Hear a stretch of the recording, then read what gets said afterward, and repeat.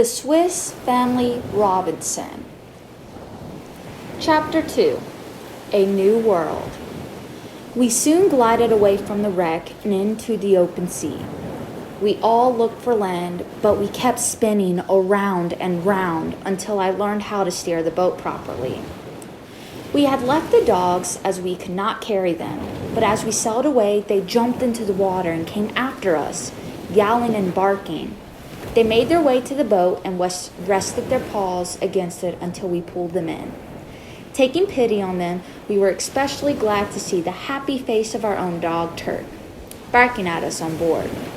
We rowed until we came near the land. Past some cliffs, we saw a green, grassy patch among palm trees. "I wish I thought to bring the telescope," I said, just as Jack pulled it from his pocket with a laugh and a twinkle in his eyes. I could see through the telescope that there was a small, flat beach we could land on. As we reached the shore, everyone jumped out, but Franz, who was packed in a tub so tight he had to pull out by his mother. The dogs ran ahead, and flamingos and penguins and other birds on the beach began to shriek as they approached. We quickly unloaded our boat, setting the chickens and roosters free to roam. We all searched madly now for a place to spend the night. Soon we found 2 fallen trees, which we wedged into a frame. We dropped the sailcloth we had packed in the boat around the trees and fastened it with pegs, and made ourselves a kind of tent with an entrance we could close. Then we sent the boys to search for moss and grass to spread out for beds while I made a fireplace near a river that ran next to the tent. We lit it with twigs and dried seedwood, filled a pot with water and food from the ship, and started to cook soup for our dinner. Fritz loaded the guns and left one with me as he went out to explore the coast beyond the river. Ernest and Jack went to look for shellfish in the shallow water along the shore. As I worked, I suddenly heard Jack yell and ran to him with an axe in my hand. I found that a huge lobster had clamped itself on his leg. No matter how hard he kicked, he could not get it off. I pulled it from him, and Jack hit it with a stone. "Never hit in anger, Jack," I told him. Still, I was glad that he had another piece for our meal. "When we cook it," said Jack, "I want a claw all for myself." "I found an oyster, but I didn't want to get wet catching them," said Ernest, who had come running up to see what the noise was about. "Ernest," I scolded at him, "you go and get us some of those oysters for our next meal, and don't let me hear you complain again about getting your feet wet. We all have to work now to survive."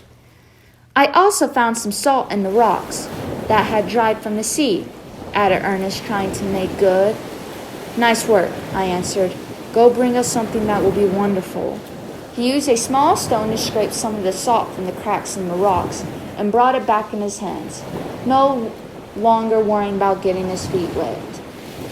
As the soup boiled, we suddenly realized we had no spoons to eat with. "We could use the oyster shells as spoon," offered Ernest.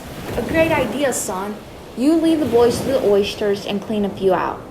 They went into the water, and Jack and Ernest brought a carefully balanced stack of the oysters back. With that, Fritz returned from his hunt, with his hands behind his back. "I didn't get anything," he said, frowning, but his brothers had seen behind his back and were pointing and yelling. Sure enough, Fritz pulled out a small pig he had caught and was hiding behind his back. He told us what he had found on the other side of the river. The lands were quite beautiful, with a sloping shore and a field. "Best of all," he said, "it is filled with all sorts of things that we can use that have floated in from the wreck. Tomorrow we will have to go and get them. We should also go back to the ship and get the animals. They can live on the other side of the river." "Did you see any of our shipmates?" I asked. "No," he answered. "But you should have seen the strange way this pig behaved. There were lots of them, and they hopped instead of walking." Meanwhile, Ernest had been looking at the pig closely. "This isn't a pig," he said. "It's an algotie. I learned about them in school. Look, it has teeth like a squirrel." "Oh," scoffed Fritz. Now you're going to prove my pig isn't a pig." "He's right," I said, looking closely. "It is an agouti, which is a large rodent. I had heard of them before." While we all been talking, Jack had been prying open oysters and now handed them to us. We all gulped and tried them and were left with the shells for spoon. As we ate, we saw that the dogs had surrounded the agouti and were about to attack it. Fritz leaped up in rage, hit one of the dogs hard, and then threw the stones after them. I quickly chased him and gave him a good talking. "Fritz," I said, "you have to watch your temper.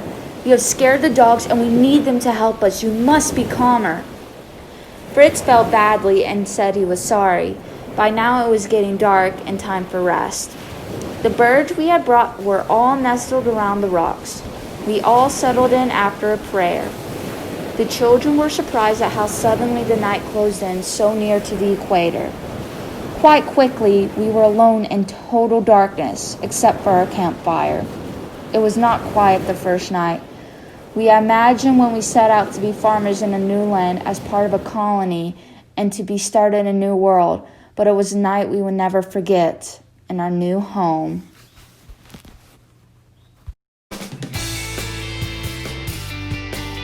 Hello, I hope you enjoyed the end of Chapter 2 of The Swiss Family. Comment down below what you liked about it. Who's your favorite character so far?